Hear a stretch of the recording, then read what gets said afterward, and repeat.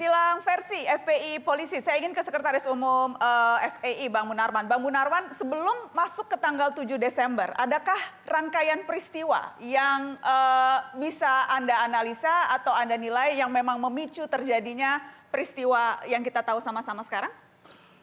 Iya, jadi begini ya. Sebetulnya sejak Habib Rizik, kepulangan Habib Rizik, itu Habib Rizik itu memang sudah di surveillance lah, kira-kira begitu ya, saya mau sebutkan.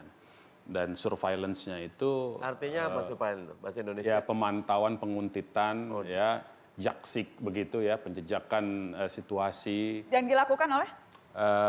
Saya kira kalau yang memiliki sumber daya seperti itu sedemikian besar ya, saya kira kita semua tahulah ya. Saya tidak mau sebut lembaganya, tetapi yang jelas pihak yang mensurveillance Habib Rizik ini itu memiliki kemampuan 24 jam, kemudian memonitor di 3 titik tempat tinggal Habib Rizik ya, di Petamburan, di Sentul dan di pesantren Habib Rizik di Megamendung ya, dan peralatan-peralatannya juga saya kira cukup canggih lah. Ini dugaan atau Anda punya ada bukti? Faktanya. Buktinya yang mengklaim bahwa memang ada lembaga. Jadi kita tanggal hari Jumat berarti itu tanggal 5 ya. Jadi tanggal 7 kan hari Senin, tanggal 6 hari Ahad, Sabtu itu tanggal 5, tanggal 4 berarti. Tanggal 4 itu kita sedang berada di mana? Di pondok pesantren. Dan di situ ada peristiwa, ya, ada drone begitu di atas pondok pesantren itu, dan kita tahu itu ada drone itu, dan kemudian drone itu tempat turunnya di mana, kemudian laskar yang menjaga pondok pesantren itu mendatangi itu, ya, dan di situ ada wawancara-wawancara lah, ya, dan kemudian sudah terungkap di medsos lah itu ya. Nah saya kira itu yang mengenai latar belakang itu. Nah, kemudian kita lihat, itu karena itulah sebetulnya laskar kita tidak berpikiran bahwa yang menguntit Habib Rizik pada malam tanggal 7 itu ya, tanggal 6 ke tanggal 7 malam itu tidak memperkirakan bahwa itu tugas adalah aparat hukum, karena diperkirakan memang itu masih dalam konteks surveillance saja. Oke, tapi yang jelas Deputi 4 BIN, Wawan Purwanto, membantah bahwa lembaganya memata-matai Habib Rizik Syihab. Ini ada kita tunjukkan pernyataan yang sempat muncul di Antara, katanya hoax itu. Jadi yang beredar di medsos bahwa kemudian katanya ada yang berhasil diajak bicara atau oleh Laskar FPI, beberapa anggota Intel, itu katanya hoax. Silakan saja. Memang kan salah satu fungsi fungsi intelijen itu adalah mereject kan. Jadi kan sebagaimana dikatakan oleh mantan Wakabin ya. Kalau surveillance itu kan dia justru harus tidak boleh ketahuan begitu. Nah itu kuncinya sebetulnya ya. Nah kalau ada ketahuan kemudian ada implikasi dengan hilangnya nyawa 6 orang, itu berarti ada misi lain atau ada kesalahan prosedur di lapangan. Nah jadi justru itu menurut saya itulah yang perlu diselidiki oleh Komnas HAM ini sebetulnya. Dan secara gampangnya kalau dari sisi fakta lapangan kita bersyukur saja ya, bagi kita blessing in disguise soal rekonstruksi. Kenapa? Yang kita nyatakan di awal bahwa ini laskar bukan terjadi tembak-menembak, tapi ditembak di tempat lain, itu terbukti. Terbuktinya apa? Direkonstruksi sendiri. Jadi saya mau pakai fakta dari rekonstruksi sendiri. Ternyata masih ada 4 orang yang nyawanya masih ada, ditangkap, dimasukkan ke mobil. Setelah itu putus hubungan, kita tidak tahu, beritanya tiba-tiba 6 meninggal. Nah katakanlah di dalam mobil sekarang, kita analisa. Di dalam mobil, 3 duduk di bangku belakang, 1 duduk di bangku tengah, dengan diapit 2 petugas. 1 petugas katakanlah membawa kendaraan, 1-nya di bangku samping sopir. Berarti 4 sama 4 ini kan. Nah standarnya seperti apa? Ini kan kalau sudah terjadi tembak-menembak, ini sebetulnya penjahat berbahaya. Dalam tanda kutip ya, kalau mengikuti logika itu. Seharusnya kan diperketat. Apalagi mereka sudah disuruh tengkurap dan diinjak kepalanya menurut keterangan itu. Nah, cara melawan dia di belakang. Sekarang kita lihat, tadi ada luka tembak. Luka tembaknya semua sama di dada kiri. Kalau terjadi perlawanan, berusaha merebut senjata, artinya posisi yang mau merebut senjata dalam posisi sebelah kanan. Jadi posisi di sini kan, senjata biasa taruh di sini kan, di sini. Kalau katakanlah petugas yang mau melumpuhkan, dia nembaknya kemana? Kalau ke sini kan kenanya di sini, di kepala. Kalau dia ini bangku, ini pembatas bangku, mencoba merebut, berarti ditembaknya ke sini kan? Jadi ini hal-hal menurut saya yang perlu diselidiki dari faktanya saja, yaitu dari luka yang diarahkan semua, terarah semua ke jantung. Itu titik mematikan, Mbak Nana. Bukan tembakan tidak sengaja. Semuanya ada di jantung yang mematikan itu. Saya ingin minta tanggapan Anda, Pak Wahyu. Soal yang tadi, soal bagaimana luka-luka tadi disebutkan bahwa itu mematikan, bukan luka yang tampaknya karena ketidaksengajaan menembak atau membela diri.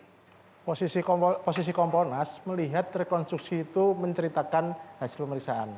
Apakah tadi ya Pak Munarman menceritakan ada kejanggalan dan kami ingin nanti cross dengan pihak lain. Jadi kami tidak pada posisi benar atau salah, tapi kami lihat tahapan-tahapan itu sudah berjalan dan itu disaksikan oleh banyak pihak. Artinya bukan hanya Kompolnas, media juga rekamannya ada, artinya nanti benar atau tidak saya kira akan diuji di lembaga yang memang tugasnya menguji benar atau tidaknya.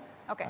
Pak Anton, saya ingin minta tanggapan Anda. Kalau kita melihat dari rekam jejak FPI, Bang Munarman harus kita akui rekam jejak FPI itu bukan tidak bersih-bersih amat dari unsur kekerasan. Ada beberapa peristiwa di mana FPI menjadi pelaku kekerasan. Dan sudah dipertanggungjawabkan. Pelaku kekerasan. Karena sudah dipertanggungjawabkan, itu poin pentingnya tapi ya. itu rekam jejaknya ada dan kemudian tapi melekat. sudah dipertanggungjawabkan secara hukum ya. Karenanya saya ingin tanya ke Pak Anton, apakah misalnya sepak terjang FPI ini, apakah itu juga menurut Anda mempengaruhi bagaimana sikap aparat dalam mengambil tindakan?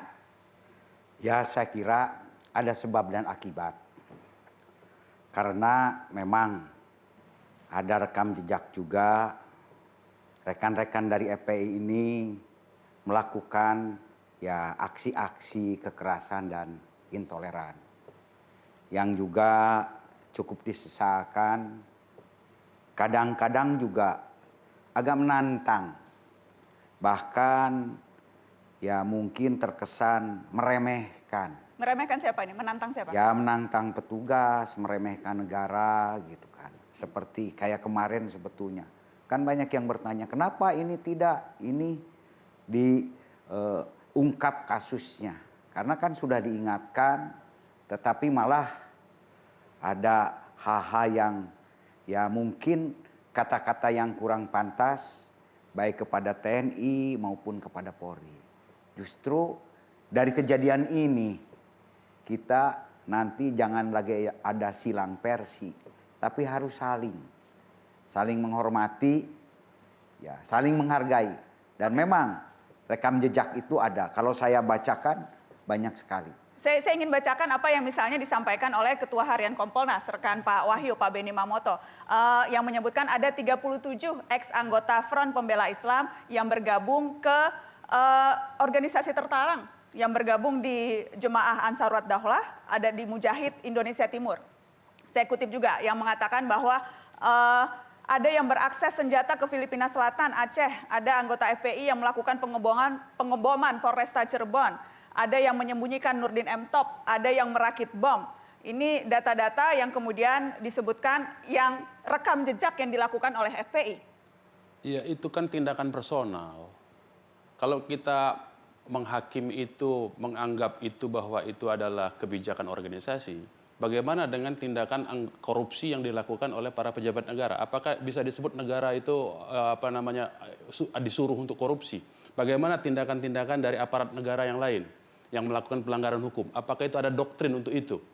Itu kan tidak bisa bagaimana misalnya ada satu organisasi yang kemudian di dalamnya itu ada oknum-oknum yang dia bertindak atas nama diri sendiri, tidak terkait sama sekali, dan dia sudah lepas dari organisasi, itu apakah itu dibebankan ke organisasi? Tidak.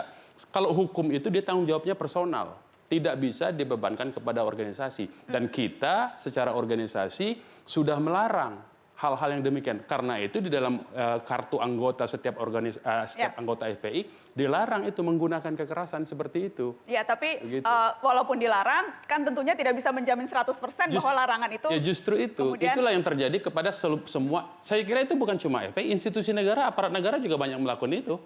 Saya ingin tanya Bang Mardhani, apakah fair menilai FPI dari rekam jejak yang memang tadi saya katakan ada gitu, unsur-unsur kekerasan di dalamnya. Jadi apakah kemudian itu bisa menjadi alasan mengapa polisi bertindak sedemikian? Tidak boleh, karena semua tindakan harus berbasis kepada aturan yang ada.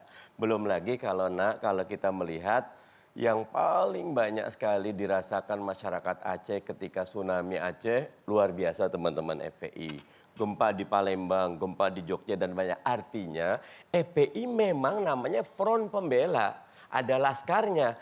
Kita pernah di sini bahas sama tentang bagaimana anggaran dasarnya waktu itu. Maka ketika tidak dapat surat tanda daftar, negara harus hadir. FPI Habib Rizik diajak duduk, diajak bicara, bukannya malah dialienasi, nanti menimbulkan berbagai ekses. Semua anak bangsa harus didudukkan secara adil. Gitu. Bahwa kemudian tadi Pak Anton katakan ada tindakan-tindakan yang dirasa mungkin bisa diterjemahkan sebagai memancing, kemudian menantang, itu? Ya, memang demikian. Ya, bisa kita lihat di YouTube. Nah, itu kan setiap orang juga kan punya harga diri. Negara juga punya harga diri, punya wibawa. Ketika ditantang, nah ini kan akan menimbulkan satu ya friksi. Lu jual, gua beli. Bukan gua beli lagi, gua borong katanya. Nah, ini kan bahaya. Nah, ini jangan saling menantang. Karena jangan jadi jagoan, kalau lu jadi jagoan, gua yang paling jago, kan begitu. Nah, akhirnya dari sini mungkin muncul, walaupun memang tidak boleh, tetap harus perbuatan itu ada, gitu kan. Dan ini pun juga perbuatannya itu ada. Jadi bukan dibuat-buat, dicari-cari, memang terjadi sebuah ya perbuatan tindak pidana. Nah, namun hal ini kan bisa bertumpuk-tumpuk. Oke. Kita harus break Pak Anton. Setelah ini Mata Najwa akan putarkan apa harapan keluarga atas kasus ini. Kita dengarkan sama-sama setelah pariwara.